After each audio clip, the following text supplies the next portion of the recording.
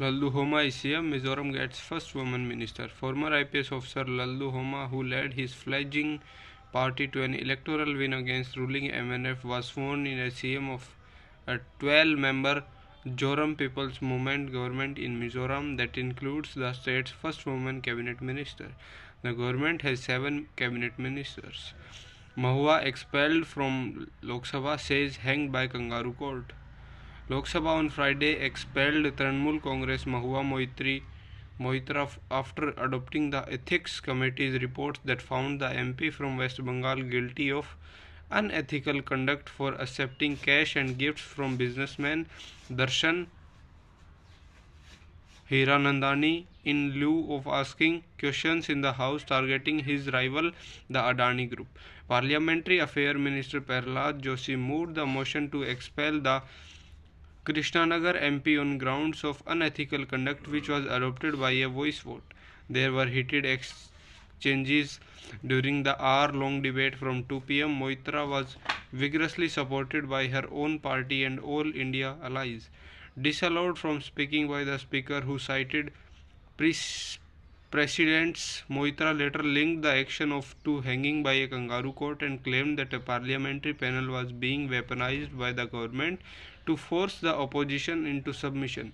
This report has broken every rule in the book. In essence, you are finding me guilty of breaking a code of ethics that does not exist, she told reporters outside Parliament House, surrounded by opposition leaders including Sonia Gandhi, who had staged a walkout.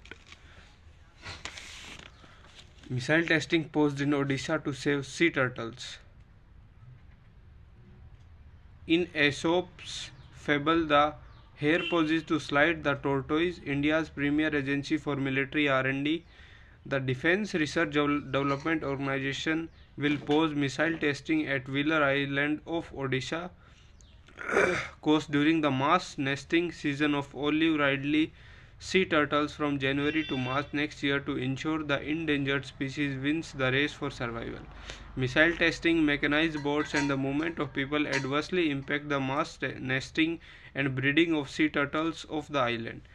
Around 5 lakh olive ridleys nested there this year. The Army and Coast Guard will patrol the coast to keep trawlers and fishing boats from venturing close to the narrow stripes of sand near bays and estuaries where the turtles lay their eggs. Aditya L1 captures first full disk sun images. The Solar Ultraviolet Imaging Telescope instrument on board Aditya L1, India's first space solar observatory, has successfully captured the first full disk images of the sun in the 200 to 400 nanometer wavelength range. These observations will help scientists study the dynamic coupling of the magnetized solar atmosphere and assist them in placing tight constraints on the effect of solar radiation on Earth's climate, ISRO said. SOOT captures images of the sun's photosphere and chromosphere in the wavelength range using various scientific filters. SOOT was powered on November 20 following a successful pre-commissioning phase. The telescope captured its first light science images on December 6, ISRO added. Terming the images unprecedented, the space agency said they were taken using 11 different filters. Among the notable features revealed are sunspots, pledge, and quiet sun regions, providing scientists with pioneering insight into the intricate details of the sun's photosphere and chromosphere. Government approaches cheetah breeding center in Gujarat. The Union government has approved setting up a breeding center for cheetahs at the Bunny grasslands in Gujarat's Kutch district, State Forest and Environment Minister Mulubhai Bera said Friday. The Gujarat government sent a proposal to the National Compensatory Afforestation Fund Management Authority under National CMPA. The Executive Committee of National CAMPA, which met Friday, has granted its approval for setting up a cheetah breeding center at Bunny grasslands, the minister said. Bera said the cheetahs once roamed the Bunny grasslands but had become extinct in the state in the wild. With the proposal having been cleared, cheetah are expected to roam in the wild yet again in Kutch, the minister said. Wildlife experts said that there were records of cheetah hunting in Saurashtra and the Hod until 1921, adding that several defense generals have mentioned cheetah presence in Gujarat until the early 1940s. Reintroducing cheetah in the state, especially in Kutch, however, would be a daunting task, they warn. The Gujarat government will have to set up a breeding centers and introduce a prey base in the area before cheetah are brought.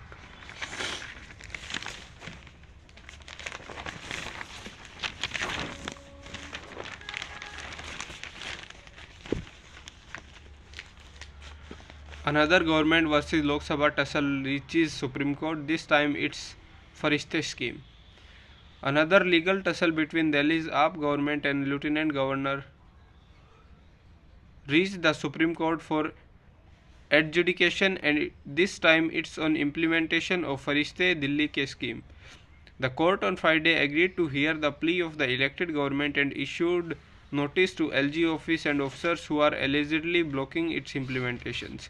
Senior advocate this appearing for the NCT government told a bench of justices the scheme is one of the most humanitarian and welfare schemes of government to provide free of cost treatment in road accident cases, but the officers are creating obstacles in the implementation and funds are not released. Singhvi said that the scheme comes with an ambit of health services on which the elected government has jurisdiction and note the LG and the officers should follow the direction of the government. The petition said that lives are being lost on the streets for want of timely and effective treatment as the scheme has been de-operationalized by bureaucrats. Agreeing to examine the plea, the bench asked why one wing of the government is fighting with another wing of the government.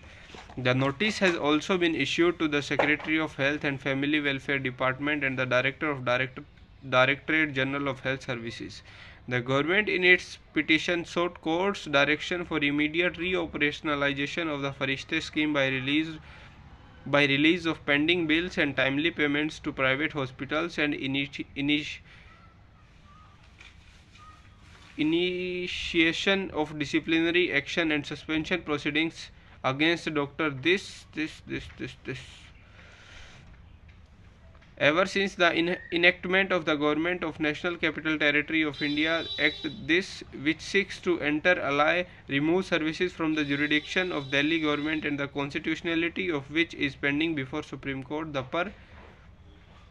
permanent executive of GNCT of Delhi, that is, officers responsible for policy enforcement, have exhibited continuous insubordination and non-cooperation with respect to the implementation of the schemes and policies of the government.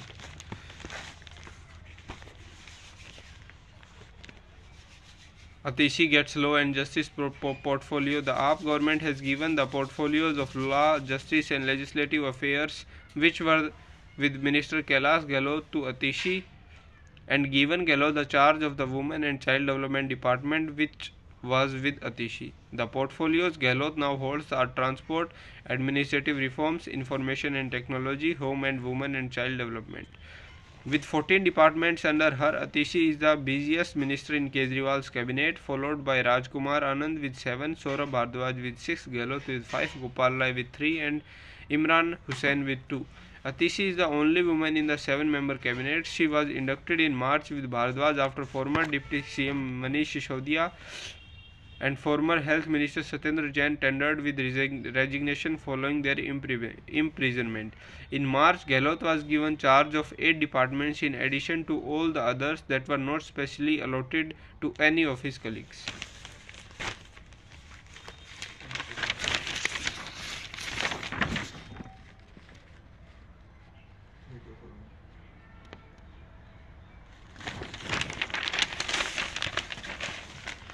Book of Job. Number of women in workforce dip. The number of women in the working population of Delhi has dipped while the number of men has gone up marginally. The Women and Men in Delhi 2023 report published by the Directorate of Economics and Statistics on Friday said that workers' population ratio in the age group of 15 years and above for women went down from 16% to 11%. In case of men, it rose from 67% to 68%. Delhi's government workforce participation is also lower than the national average, which was 22%, and since shown an upward trend to reach 31% in 22 as per the data in the report. WPR is an indicator used to assess the employment situation. The ratio indicates the proportion of the country's population that actively contributes to the production of goods and services. The Delhi government official said that the pandemic was one of the reasons that the number of women in the workforce decreased. Many of them engaged in the unorganized sector lost their jobs during that time. Also, the number of women working in agrarian states or rural areas in the farm sector is sometimes higher than recorded, he said. Swati Maliwal, head of the Delhi Commission for Women, responded to the gender skew, saying while India recently achieved the status of the fifth largest economy globally, the active involvement of women in the labor force remains limited. The adverse effects of the COVID pandemic have exacerbated the challenges they have faced in recent years. Air quality worsens further as wind speed slows. The city's air quality deteriorated marginally with the very poor category as the wind speed slowed down on Friday. After falling to 330 at 11, the air quality index worsened to 339 by 12 pm. The city's average AQI was calculated at 324 against 320 on Thursday. According to the forecast of the Indian Institute of Tropical Meteorology, AQI is likely to improve from Saturday due to better wind speed. The air quality is likely to remain in poor from Saturday to Monday. The next 6 days may witness AQI ranging from very poor to poor, stated IITM's air quality early warning system. According to its decision support system, 15% of the city's total PM 2.5 was attributed to transport, about 6% to industries and around Delhi, and 35% to other sources. Meanwhile, while the morning was foggy, the weather was clear for the rest of the day. The maximum temperature was 25 degrees Celsius, a notch above the season's normal against 25 degrees a day earlier. The minimum temperature was 9.4 degrees Celsius, normal to the season against 9 degrees a day earlier.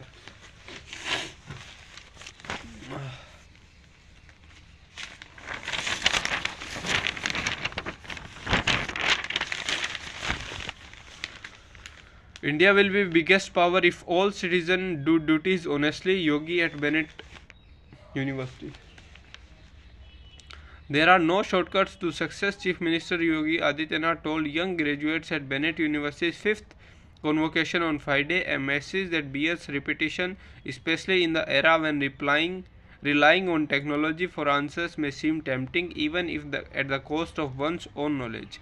Underlining the mantras of hard work and dedication to the graduate batch, the CM, accompanied on stage by Bennett University Chancellor and Times Group MD Vineet this. If we have to establish Bharat as Viksit Bharat, then we will have to connect institutes with the industry, and Bennett University has already started work on this, he said.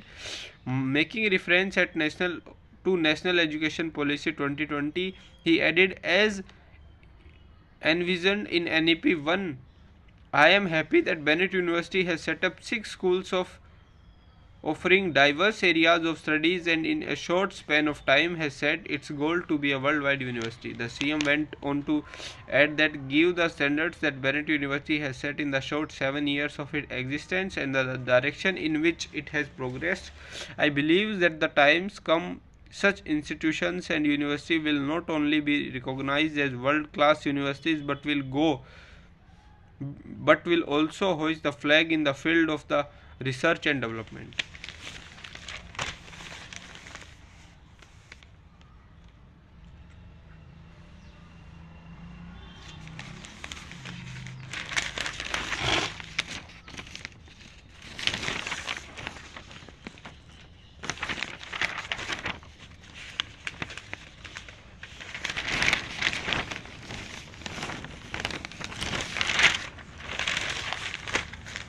Assam Cabinet approves census of native Muslims.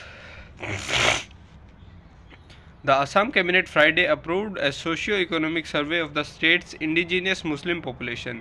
The decision comes a year and a half after the Hemant Biswa Sarma government recognized 5 communities as indigenous Assamese Muslims.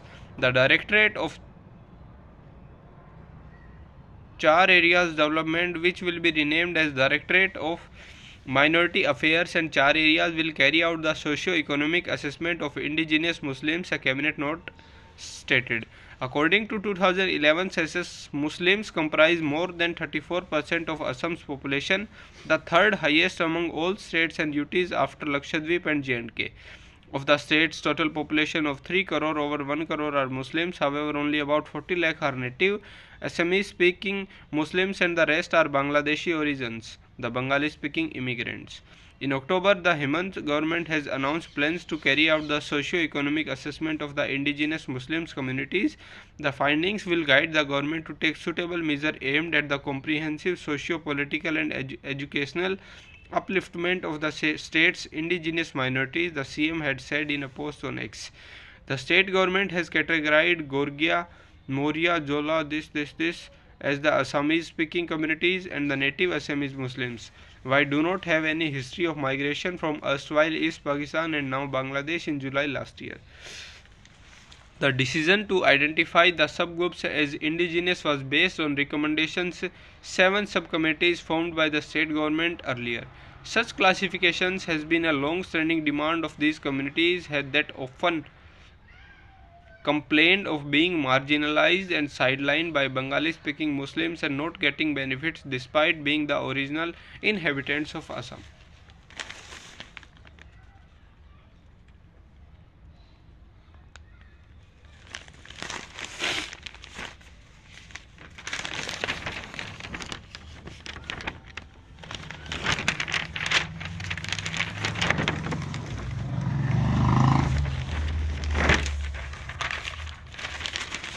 Rajnath Munda Khattar to oversee CM's selection.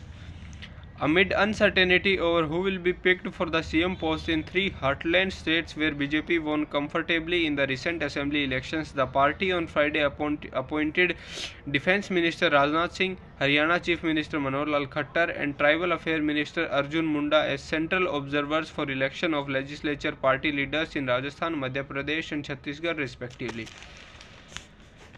The meetings to elect them may take place in the next 2-3 days, where there is a view within the party that its leadership may usher in fresh faces as the helm in each of these states.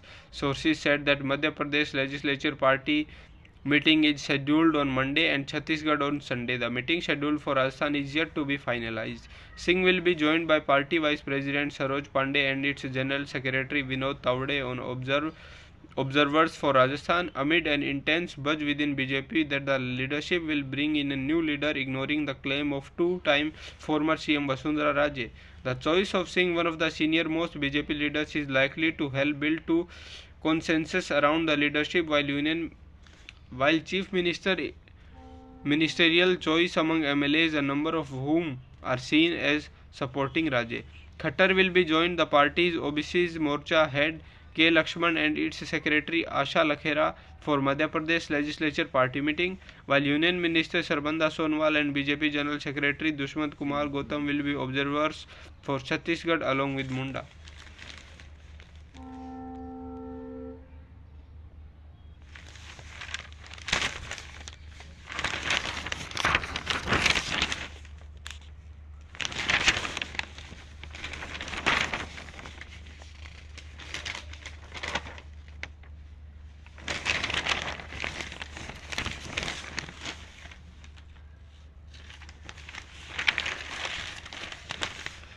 It's 40 years since India became permanent resident of Antarctica. December 83 was a landmark month because it gave India its first people car, the Maruti 800, but something else of great significance was afoot then. On December 3, the Finn Polaris, a chartered ice-class vessel, had sailed out of the Marmagao, Goa with the 81-member team on board. Their mission was to set up Dakshin Gangotri, India's first permanent base in Antarctica. It was not India's first mission to the white continent. A 21-member team had sailed on December 6, 81 and stayed a fortnight after arriving on January 9, 82. Another team had arrived on December 28, 1982 and spent 2 months focused on geological experiments to assess the continent's mineral and oil potential. Why December every time? Because that's when Antarctica, like Sydney, Rio de Janeiro, Johannesburg, and other places in the southern hemisphere, has its summer. There is a brief window of 2 months to get work done before the continent freezes up again. In 1980s was a time when every major country was racing to explore and claim the mineral and marine wealth of Antarctica, so India could not have remained a seasonal visitor. India realized that a permanent base was an absolute necessity for round the year observations in the icy continent, said Harsh Gupta, who led in 83-84 expedition that went on to establish Dakshin Gangotri.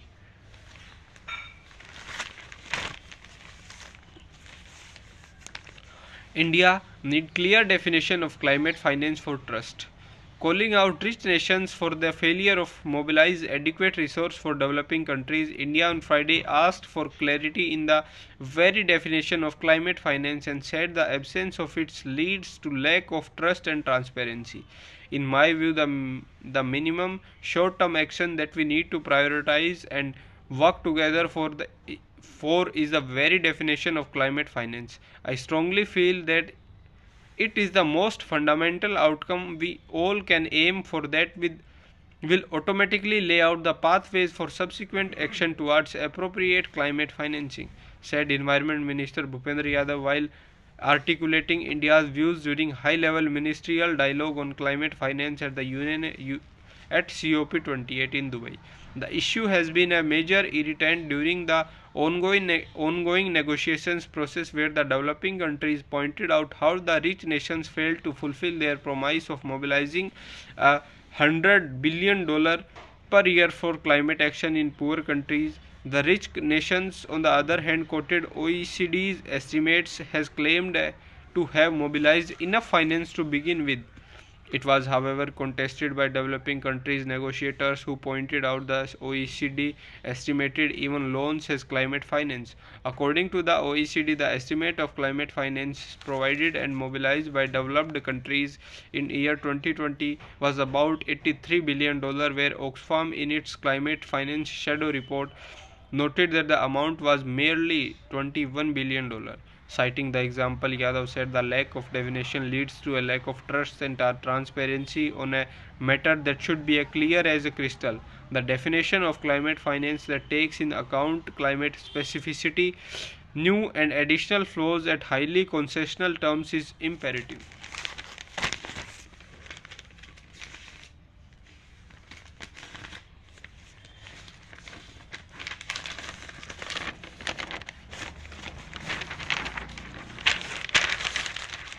Israel says detained hundreds of terror suspects in 24 hours. The Israel military said on Thursday that it had apprehended hundreds of people suspected of terrorism, including wanted Hamas operatives across the Gaza Strip in a single day, and that many have surrendered and been transferred to Israel for further questioning. Rear Admiral Daniel Hagari, the chief military spokesman, said in a briefing that many of the suspects under interrogation by the military and the Shin Bet domestic security agency has turned themselves over the Israeli forces. The intelligence we gather from the questioning aids us in the continued fight, he said. The announcement of the surrenders and arrests came soon after the photographs and videos surfaced on social media appearing to show rows of men stripped to their underwear, sitting or kneeling on the ground with some bound and blindfolded. Admiral Hagari did not answer directly when asked about the images, but reiterated the Israeli military's goal of finding and capturing Hamas operatives. Another military spokesperson this said the military had not released the images and did not know when or if Israeli soldiers has taken them. Will seek another term as president, says Punit. Russian President Vladimir Putin on Friday told soldiers who had fought in the Ukraine war that he would run the government again in 2024 election, a move that will allow the former KGB spy to stay in power until at least 2030. It was long expected announcement awaited by observers at least since the Russian constitution was amended in 2020 to effectively allow Putin to stay in power until 2036. He has led Russia as either president or prime minister since 1999.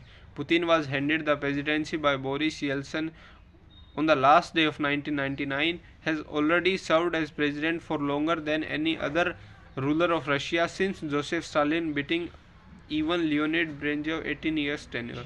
After Putin awarded the Ukraine's war veterans with Russia's highest military honor, the Hero of Russia Gold Star, Erotin Joga, a lieutenant colonel who fights for Russia, asked the president to run again. I will not hide that I have had different thoughts at different times, but it is now time to make a decision, Punit told Joga and other decorative soldiers. I understand that there is no other way I will run for the post of president. Putin was shown in television footage saying in the Georgievsky Hall, part of the Grand Kremlin Palace. For Putin 71, the election is a formality. With the support of the state-run media and almost no mainstream public dissent, he is certain to win. He has no discernible successor. Opposition politicians cast the election as a fig of democracy that adorns what they say as the corrupt dictatorship of Putin's Russia.